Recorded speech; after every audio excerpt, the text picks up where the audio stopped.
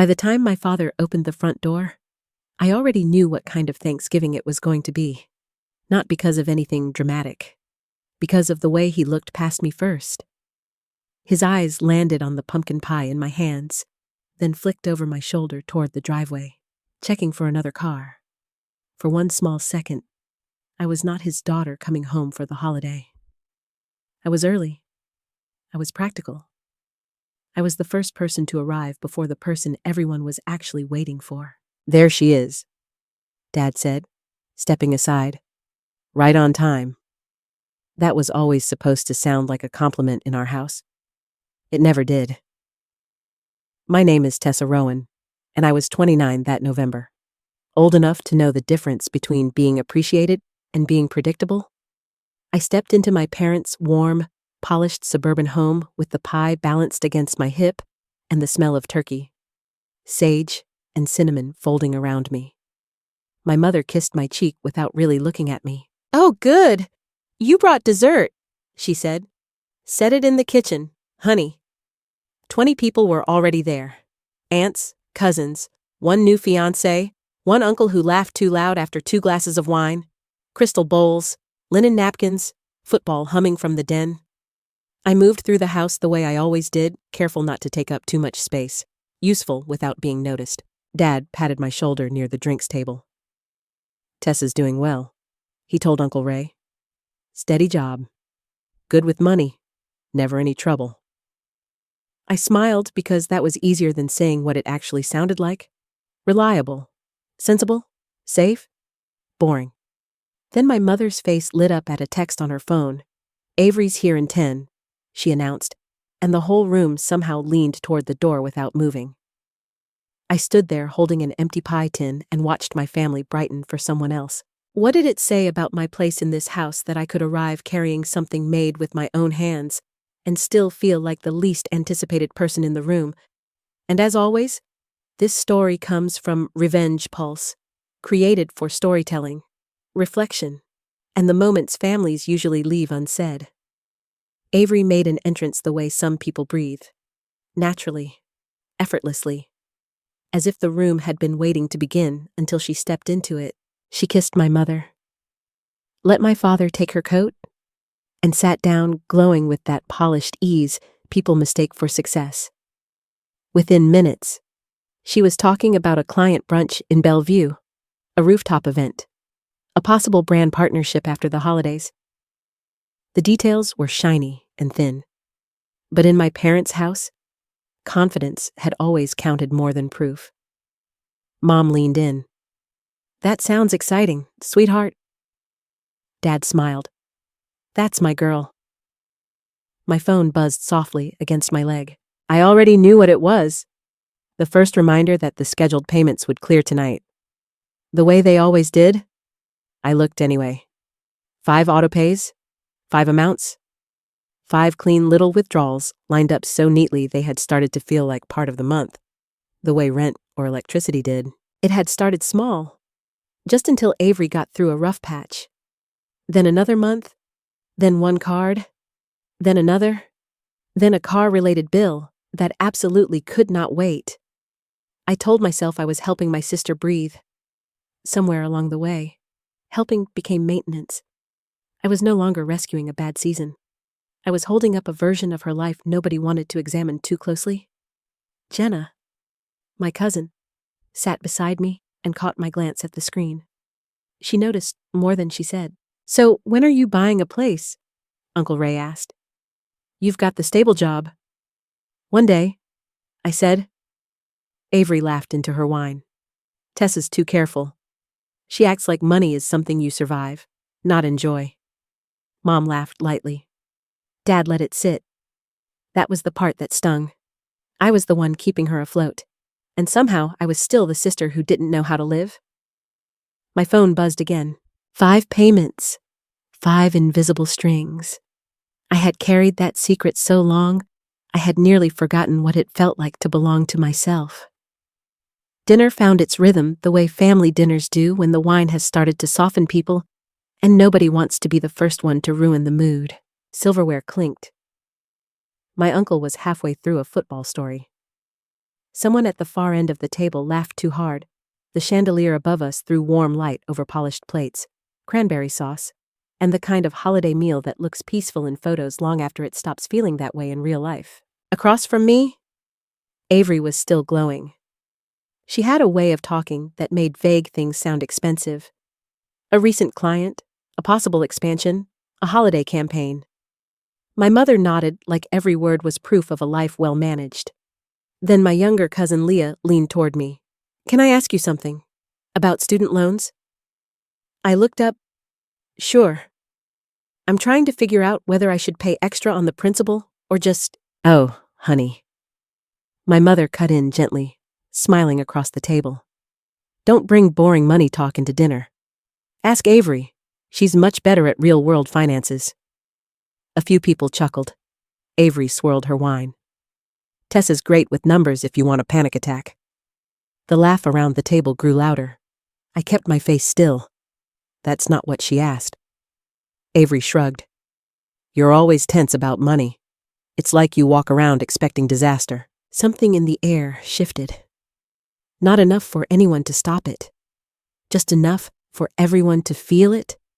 Then she smiled that polished little smile and said, "Honestly, she acts broke even when nobody asked."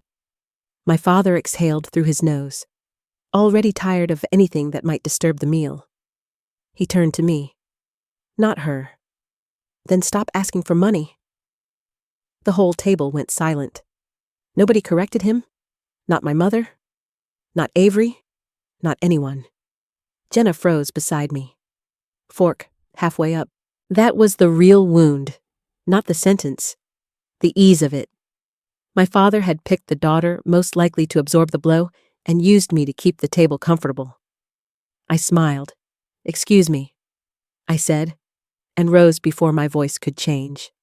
In the powder room, I opened my banking app, 3 credit card payments, auto insurance, balance transfer loan. One by one, I canceled all 5. Confirmation after confirmation lit the screen. When I looked up at myself in the mirror, I didn't see someone hurt. I saw someone awake.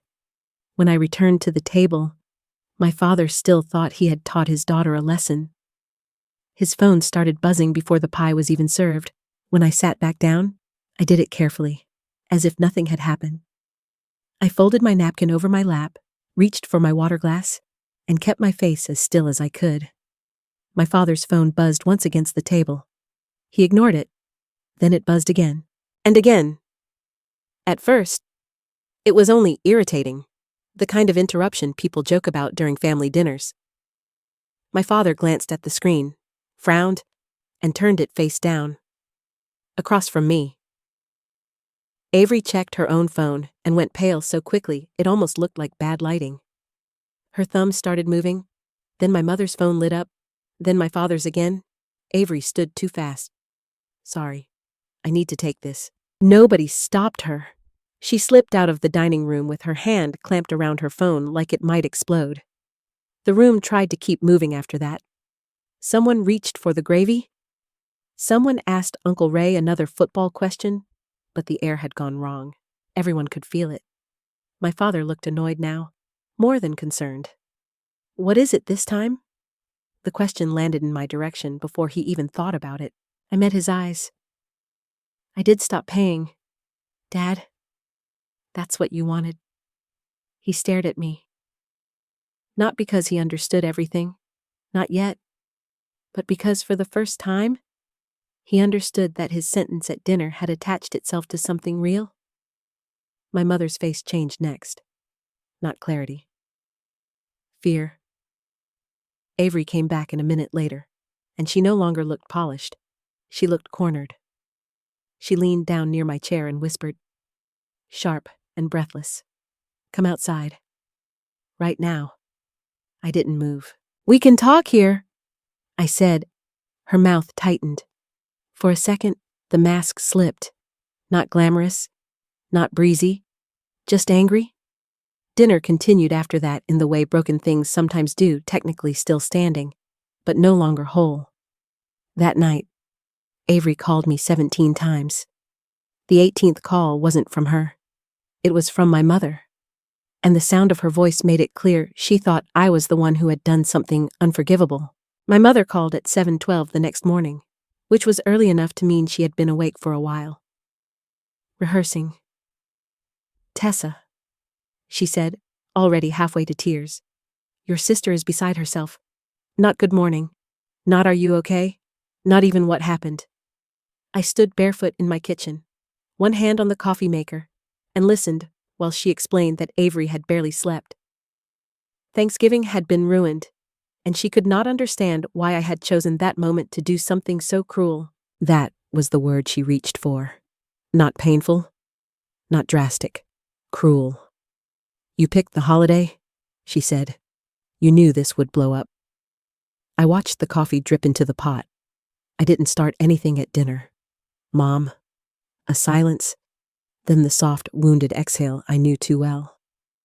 My father took the phone next. His voice sounded rougher, but it still carried that fatherly edge, the one that assumed he was here to sort things out. "What exactly have you been paying?" I gave him the smallest version first. Monthly bills? For years. Because Avery was always short. Because every time I hesitated, somebody in this family reminded me that people help their own when times get hard. He seized on that at once. "So, this was just temporary help?" "No." "How much?" Then I looked at the steam rising from my coffee and said, $52,800. Nothing. For one long second, I thought the truth had finally done what my feelings never could. Then my mother came back on and said, "Avery never meant harm." My father added, "Families should not humiliate each other over money." That was the pivot, not what had been done to me. What I had interrupted.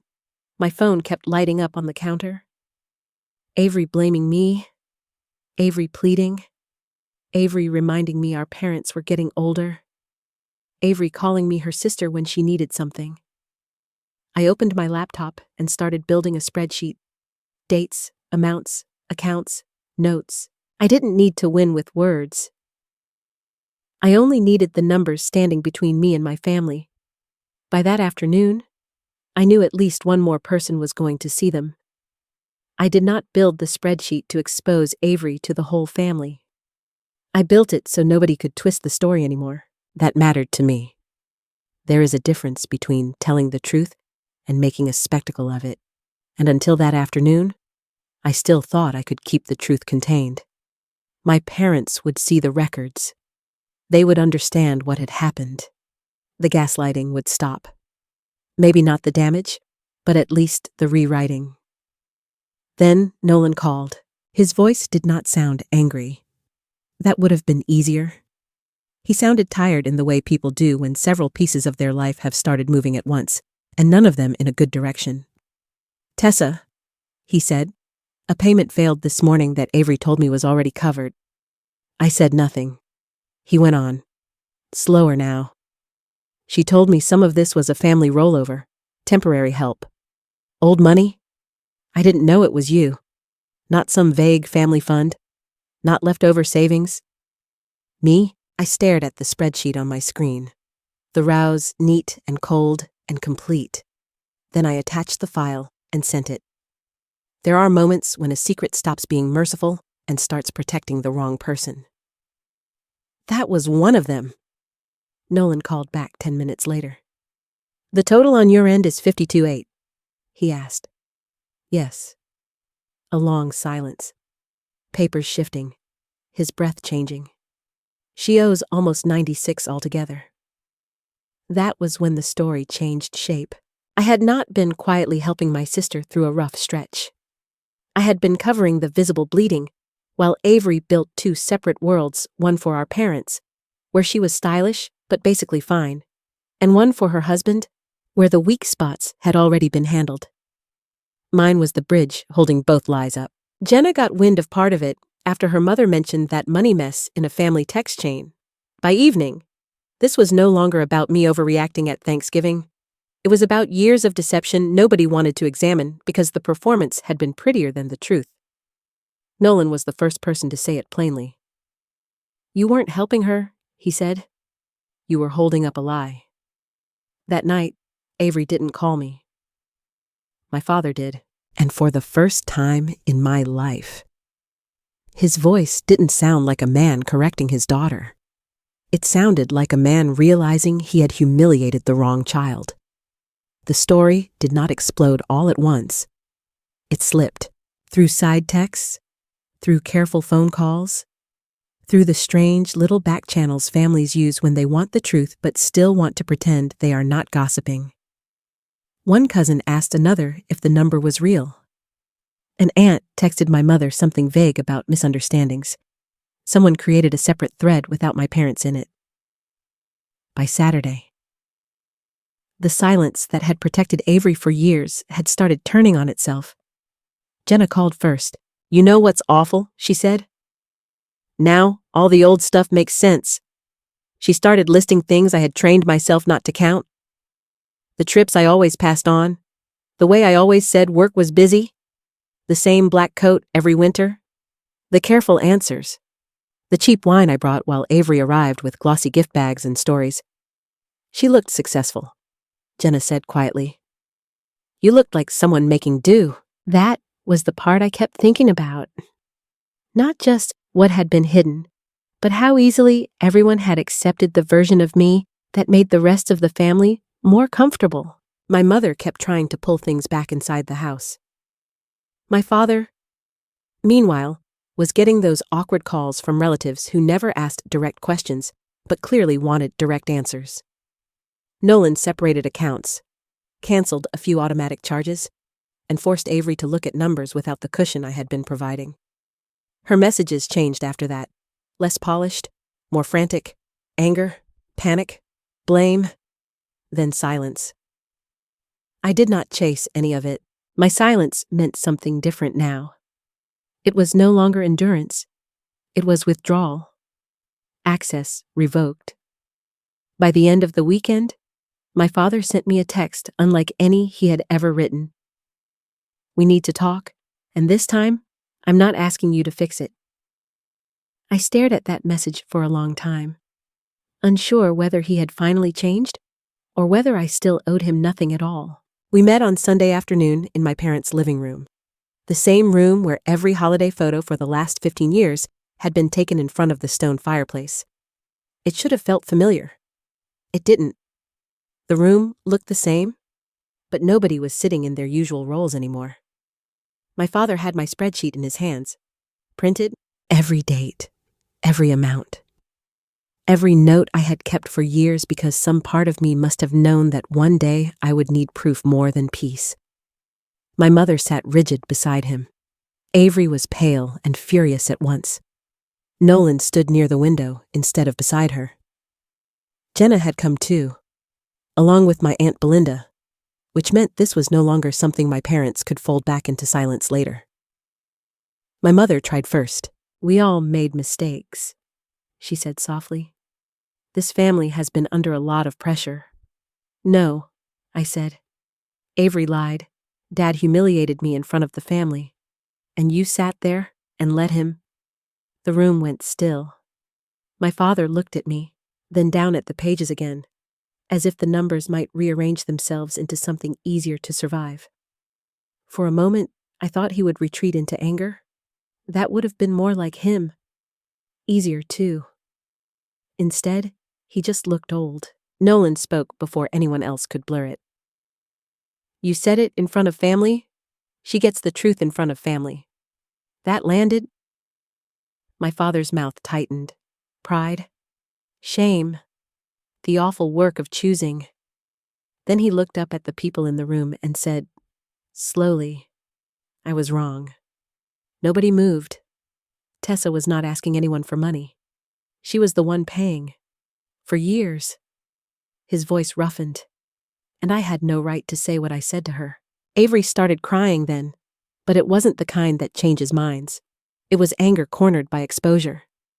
She tried to pull it toward stress, expectations, pressure, appearances. No one rescued her, not my mother, not even me. When the meeting ended, my mother followed me to the hallway and asked in a small voice, "Can we start over?" I looked at her and understood something with complete clarity. Some houses stay standing, but the rolls inside them do not always survive the truth. A few months passed, and nothing dramatic happened after that. That was part of the truth too. Real consequences do not always arrive like thunder. Sometimes they arrive as smaller cars, tighter budgets, quieter voices, and the slow death of old assumptions. Avery traded in the SUV. The boutique gym membership disappeared. So did the polished lunches and the little luxury habits that had once made her life look effortless from the outside. She took a regular job at a local home decor store owned by my Aunt Belinda. It was not glamorous. It was not meant to be. It was work. And for the first time in years, that mattered more than appearance. Nolan handled their finances directly after that. Their marriage did not collapse, but something inside it had cracked for good. Trust had survived only in the technical sense. My father kept his apology where he had first done the damage. That mattered more than he understood. He did not try to rewrite it in private or shrink it into a misunderstanding. My mother stopped calling every time the family needed the calm one, the practical one, the person who would smooth everything over before dessert. Jenna became the only relative I spoke with easily, not because she fixed anything, because she never asked me to. That was the real shift. My parents had not lost a daughter, but they had lost the right to assume I would always be the softer landing. Then the first repayment from Avery arrived, right on schedule. I stared at the small amount for a long time. It did not buy back the last 5 years, but it confirmed something better. From now on, the cost of silence would not be mine to pay. By the time the next Thanksgiving came around, my apartment looked the way my life finally felt. Not bigger, not dramatic, just mine. A solid oak desk stood where a cheap folding table used to wobble under my laptop. My savings account no longer looked like something always bracing for impact. The air in the place felt different too, and maybe that was the real change. I no longer made every decision by subtracting someone else first. That was what I had really gotten back. Not just the $880 a month. I got back the right to trust my own memory when something hurt. The right to hear a lie and call it a lie. The right to love my family without financing the version of me they found most convenient. My father was trying. My mother still wanted healing to look tidier than it does in real life. Avery was learning how to live inside numbers that answered back. I wished them all whatever honesty could still grow there. But I was done mistaking that for my assignment. I did not go to my parents' house early that year. I stopped by Jenna's first with a pecan pie and stayed there long enough to laugh without measuring the room. Then I visited my parents for an hour, hugged them, brought wine, and left before the old gravity could settle over me again. That was enough. Sometimes a family is like a house with one beam carrying weight nobody talks about. Everyone arranges their lives beneath it. Everyone calls it normal. Then one day, the beam refuses to crack any further, and suddenly, the whole house has to learn what it was resting on. Maybe that is where love gets honest. If you've ever had to choose between helping and disappearing inside that help, you already know how quiet that line can be. And if this story stayed with you, tell me this. Where do you think kindness ends and self-respect begins? As always, this story from Revenge Pulse is a work of fiction, created to reflect familiar human struggles and the truths people often only admit when the room finally goes quiet. I didn't keep the money. I kept myself, and that was worth more than anything my family had ever asked me to pay.